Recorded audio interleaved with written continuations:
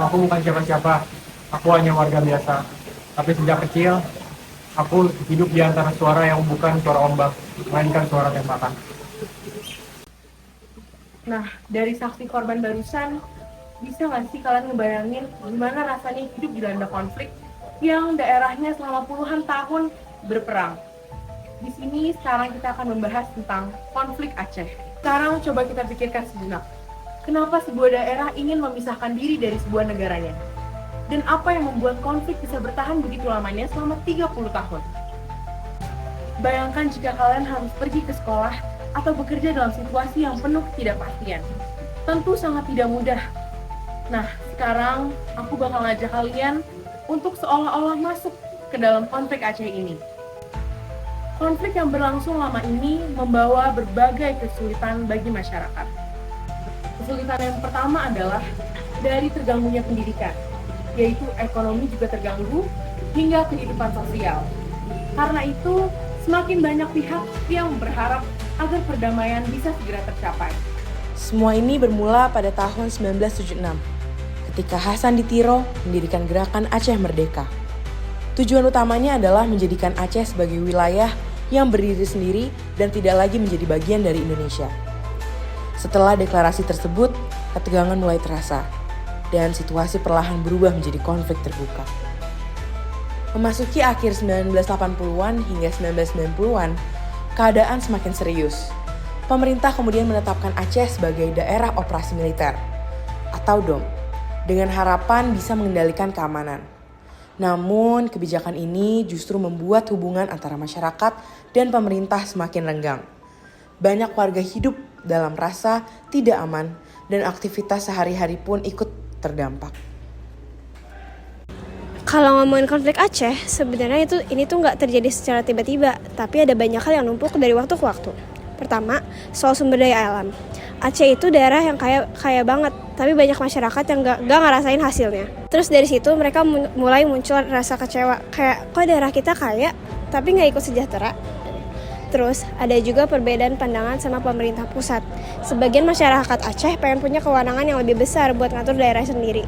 Mereka ngerasa kalau kebijakan dari pusat kadang nggak selalu cocok sama kondisi Aceh. Belum lagi kalau ngomongin sejarah dan identitas. Aceh punya sejarah perjuangan yang kuat dan identitas budaya yang kental. Jadi wajar aja kalau muncul keinginan buat mempertahankan jati diri daerahnya. Nah, kalau semua hal ini nggak dibahas dengan baik dan terus dipendam, lama-lama hal ini bisa jadi kesalahpahaman dan ketegangan. Nah, dari situlah konflik Aceh akhirnya bisa terjadi dan berlangsung cukup lama. Konflik yang berlangsung selama hampir 3 dekade tentu meninggalkan dampak besar bagi masyarakat Aceh. Dari sisi sosial, situasi keamanan yang tidak stabil membuat aktivitas masyarakat terganggu. Pendidikan beberapa wilayah tidak berjalan optimal, pembangunan infrastruktur terhambat, dan rasa aman menjadi sesuatu yang sulit dirasakan sepenuhnya.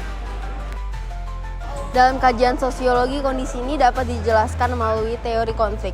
Teori ini menyatakan bahwa konflik muncul karena adanya perbedaan kepentingan, ketimpangan, serta perebutan kekuasaan atau sumber daya alam. Dalam kasus Aceh, persoalan pengelolaan sumber daya alam dan hubungan antara pemerintah pusat dan daerah menjadi faktor utama yang memicu ketegangan. Namun konflik tidak selalu berakhir dengan perpecahan permanen. Pada 15 Agustus 2005, melalui perjanjian Helsinki, pemerintah Indonesia dan GAM sepakat untuk mengakhiri konflik. Kesepakatan ini membuka jalan bagi Aceh untuk memperoleh status otonomi khusus, sehingga pemerintah daerah memiliki kewenangan lebih besar dalam mengatur wilayahnya sendiri. Sejak saat itu, fokus diarahkan pada pembangunan dan pemulihan kondisi sosial serta ekonomi masyarakat. Dari peristiwa ini, kita bisa melihat bahwa konflik yang panjang sekalipun dapat diselesaikan melalui dialog dan kesepakatan bersama.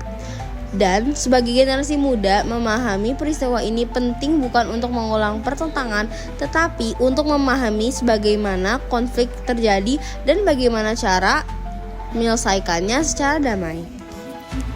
Akhirnya, setelah bertahun-tahun konflik berlangsung, muncul sebuah titik terang bagi Aceh. Pada 15 Agustus 2005, pemerintah Indonesia dan Gerakan Aceh Merdeka menandatangani perjanjian Helsinki di Finlandia. Kesepakatan ini menjadi momen bersejarah karena menandai berakhirnya konflik. dan membuka jalan baru menuju kehidupan yang lebih damai. Melalui perjanjian tersebut, kedua pihak sepakat untuk menghentikan pertikaian dan membangun jalan dialog. Pemerintah Indonesia memberikan otonomi yang lebih luas kepada Aceh agar masyarakat dapat mengatur sebagian kebijakannya sendiri. Di sisi lain, Gerakan Aceh Merdeka menghentikan perjuangan bersenjata dan beralih ke jalur politik sebagai cara baru menyampaikan aspirasi. Seiring waktu, perubahan mulai terasa. Situasi keamanan berangsur membaik, aktivitas masyarakat kembali berjalan, dan harapan akan masa depan yang tenang perlahan tumbuh.